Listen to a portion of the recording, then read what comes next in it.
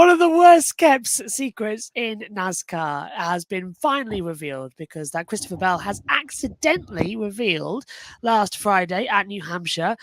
As well, it has now been made official yesterday. Poking fun at the situation, Joe Gibbs Racing had Bell attend the press conference to finish what he started by having him announce that Chase Briscoe is the new driver of the number 19 Toyota in 2025.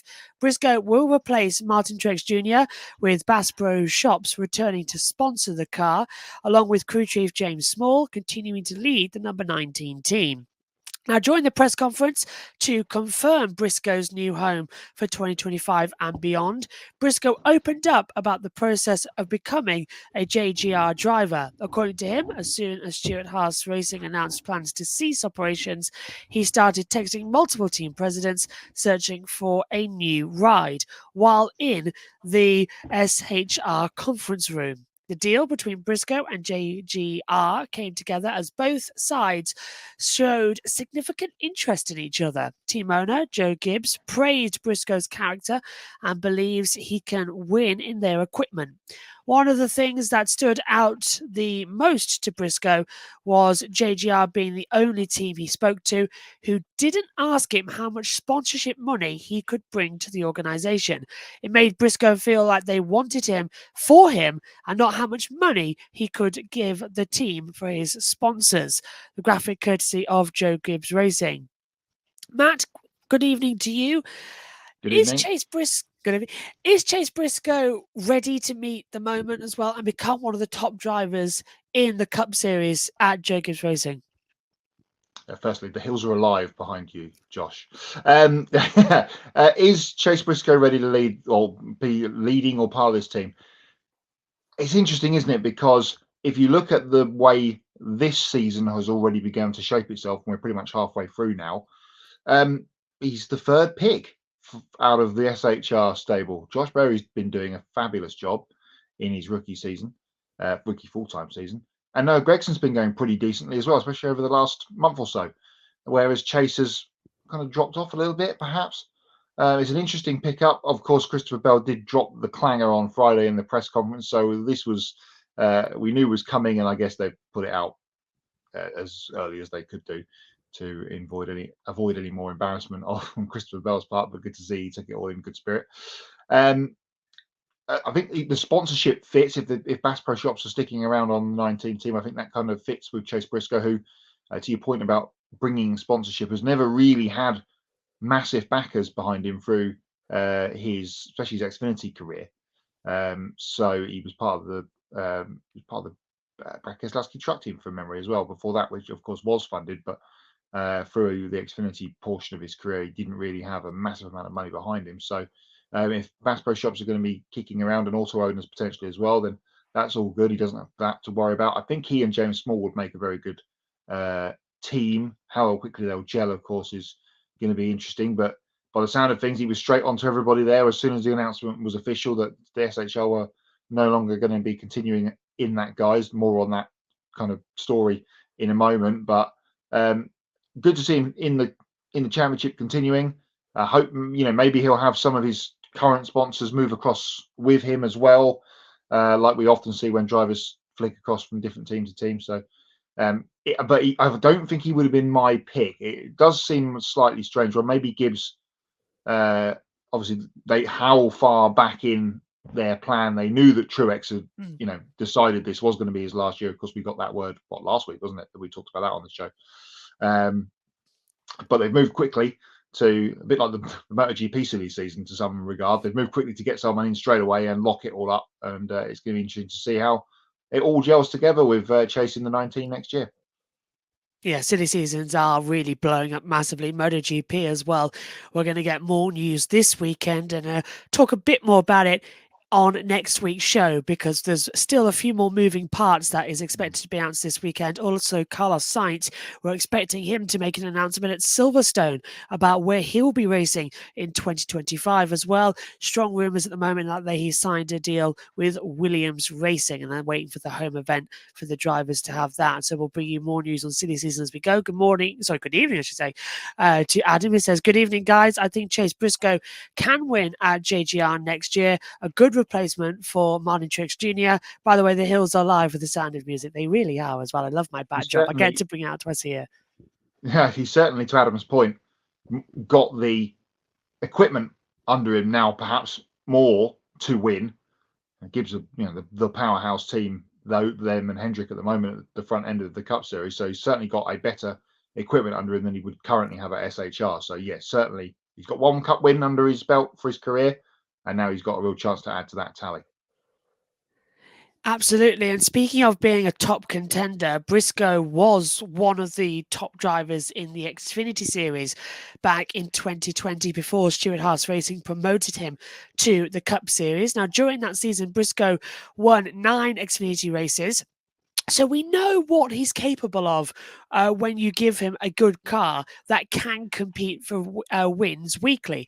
However, whenever you get behind the wheel of a Joe Gibbs Racing Toyota or replace a championship-winning driver like Truex Jr., the expectations will be very high, and Briscoe seems to understand that. While speaking to the media, Briscoe said that he has to win in the number 19 Toyota because there are no excuses not to win in this quality of equipment, citing the need to make the playoffs and concerns about future team owners not being willing to take a chance on him if he fails to deliver with JCR. So we've seen some criticism about JGR signing Briscoe.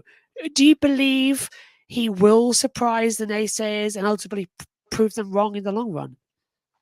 Well, to my point before, he's definitely now got the equipment under him and a very experienced crew chief in James Small. Of course, been working with Martin Truex Jr. for a very long time with that team and previous. So I think we're going to have to go through that normal first 6 to 10 races, probably up to the Coke 600 next year, kind of gelling phase for him within the organisation. But you never know; he could come out and win the Daytona 500 straight off the bat. So certainly, I think he will win. Whether he'll be a continual championship contender like Truex has been, and like Bell and Hamlin have been over the last few years, and will be going forward, they'll be obviously now the 2 real focal points of the JGR stable going forward. Remains to be seen, but certainly he'll have a chance to pick off plenty of victories with a much better equipment under him than he's got currently at SHR. And as we know, while Stewart-Haas Racing, as we know it, will cease operations at the end of the 2024 season, a part of the team will stick around under the new name of Haas Factory Team.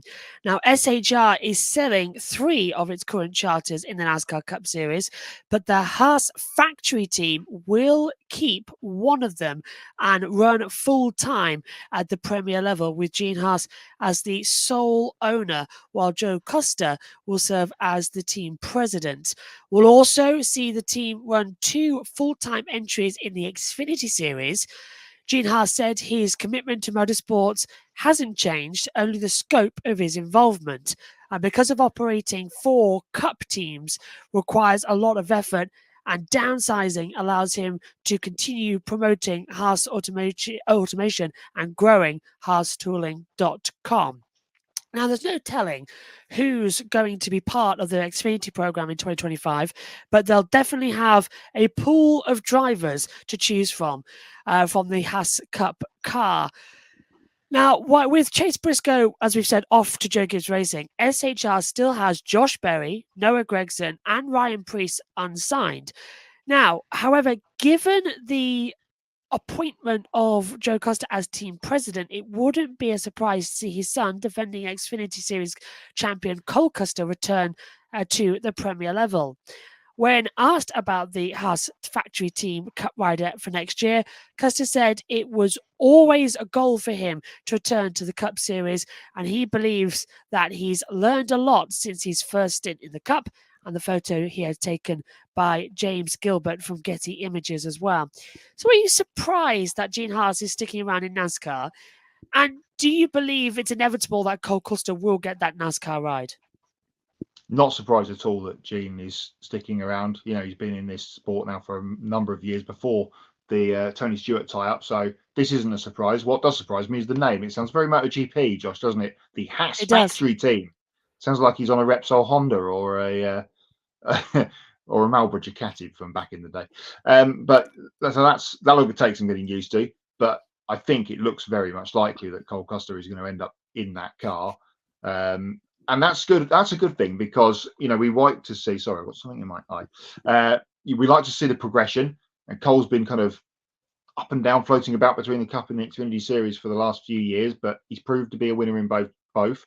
And of course, the current champion in the Xfinity Series didn't find a berth in the Cup Series for this year, but if he can perhaps do the double, then certainly his promotion would be validated by that, and it would be good to have him back in the Cup Series, and perhaps downsizing the team down to just a single car. Maybe they can run a second entry at selected events perhaps down the line. That's obviously something that will perhaps pop up, will help them, and just pointing the wedge and getting everyone singing off the same hymn sheet in terms of setup and everything like that. And I feel like the whole SHR thing, and we've talked about it at length on the show over the last couple of months, has just been a little bit all over the place, with drivers coming in and out and retiring and all that kind of thing. And now, of course, with the future of all of their drivers, apart from Chase Briscoe, as announced on the show before, to be sorted, they're a little bit all over the place. But maybe this streamlining of the whole team will give them some benefit. And hopefully a bit more cash to come into Haas overall that they can fund back into their F1 program. I mean, some of their pit crew equipment hasn't changed since when they entered Formula One back in 2016. We learnt last season as well. So hopefully there are some improvements to come and cash flow better at the team. The Little Owl, hello, Jack, says, "Hey, Grid Network, I am personally really happy to see Briscoe get such an amazing opportunity as well." And the Little Owl as well made his NASCAR commentary debut on JBM last week as well, and did really, really well. And he says also, I can see Custer getting that ride as well. I think it's pretty much writing on the wall. I wonder where Josh Berry is going to end up as well. John Bender says, bring Eckers up to the Xfinity next year with Hans Racing as well. That's an option to come through, isn't it, as well, Matt? Yeah. Eckers has been a long time in the Truck Series and is a multiple winner and championship contender. So that would be, if they're looking to promote from further down, then that's certainly a name that will be perhaps high on the shopping list. But all signs, it seems, are pointing to Cole Custer. That's another of those secrets in the paddock that just need to be signed off, a bit like the Chase Briscoe one. Thank you, Christopher Bell. Oh, I was so annoyed that we had a cut down pre-show because we had it all lined up, discussion points and everything, and a 30-minute pre-show got thrown out the window for a 6-minute welcome to the show. I know, it was so bad. But that's the way we work in motorsport sometimes as well. I mean, our IndyCar coverage was cut down dramatically as well, as I know yours was. And it played havoc with our grid review shows here as well. So it's been tricky, but that's the way the cookie crumbles. And we appreciate you all watching.